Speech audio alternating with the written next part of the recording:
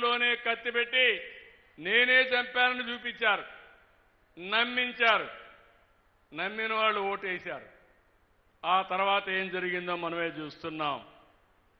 అంటే ఒక తప్పుడు పని చేసి తప్పుడు ప్రచారం చేసి రాజకీయ లబ్ధి పొందిన వాళ్ళు రాజకీయాలకు అర్హులా అని చెప్పి ఆలోచించండి. ఇది నెంబర్ 1.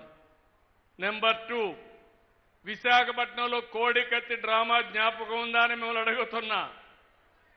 కోడికత్తి డ్రామా ఆడి ఆ కోడికత్తి మీ జిల్లా వాడి పొడిచిన వ్యక్తి కూడా ఆ కోడికత్తి డ్రామా ఆడి నేనేదో అతనితో మాట్లాడి నేను చేయించానని చెప్పి మాట్లాడే పరిస్థితికి వచ్చారు. అదొక మిస్టరీగా, అదొక డ్రామాగా తయారైపోయింది. మూడోది, ఎలక్షన్ల ముందు గులకరాయి డ్రామా. ఎన్నికల సమయంలో గులకరాయి వేయించుకున్నారు. దానిపైన హాస్పిటల్కి పోయి టెస్ట్ చేయించారు. అక్కడ డ్రామా ఆడారు. డ్రామా ఆడి కడాన ఒక అమాయకుడిని చిత్రహింసలు పెట్టే పరిస్థితికి వచ్చారు. ఇక్కడే డయాఫామ్ వాలు, పోలవరం, ఆంధ్రప్రదేశ్కి జీవనాడి. వీళ్ళొచ్చి కాంట్రాక్ట్ను మార్చి ఇంజనీర్లు మార్చి గోదావరిలో ఒకసారి 20 లక్షలు, 30 లక్షలు, 40 లక్షలు క్యూసెక్స్ ఆఫ్ వాటర్ వస్తుంది, ఉధృతంగా వస్తుంది.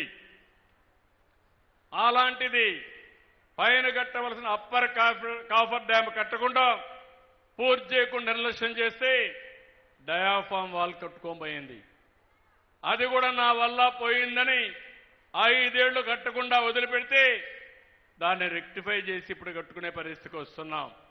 అంటే చేసిన తప్పును వేరే వాళ్ళపైన నెట్టడం ధర్మమా అని మిమ్మల్ని అడుగుతున్నా. ఇలాంటి వాళ్ళు రాజకీయాలకు కావాలని మిమ్మల్ని అడుగుతున్నా.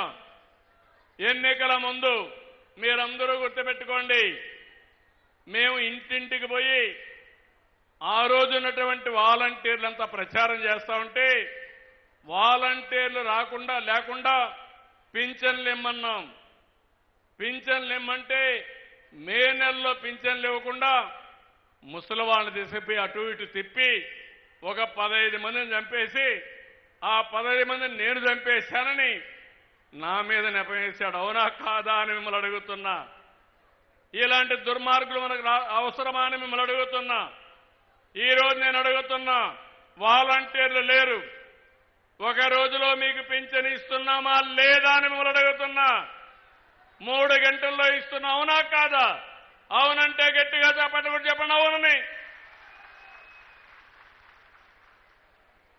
ఇంకో పక్క ఈరోజు మీరు చూస్తే నేను ఎక్కడికి పోయినా నన్ను అడుగుతున్నారు, మీరు బాగానే పనిచేస్తున్నారు,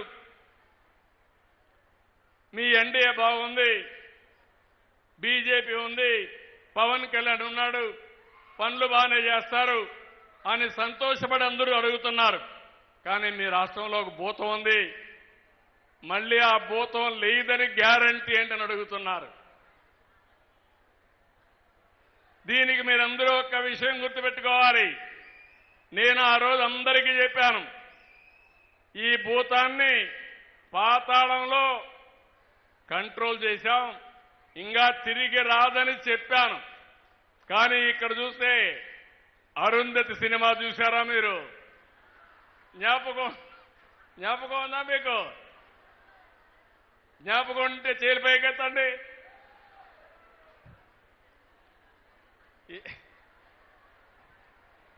ఓకే, ఏంటి డైలాగు? నిన్ను వదల, మీరే చెప్తే బాగుంటుంది.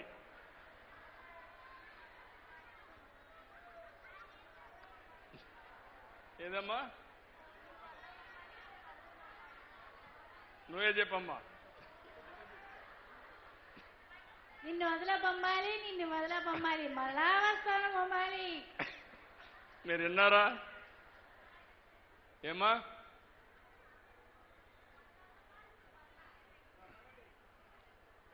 అమ్మాయికి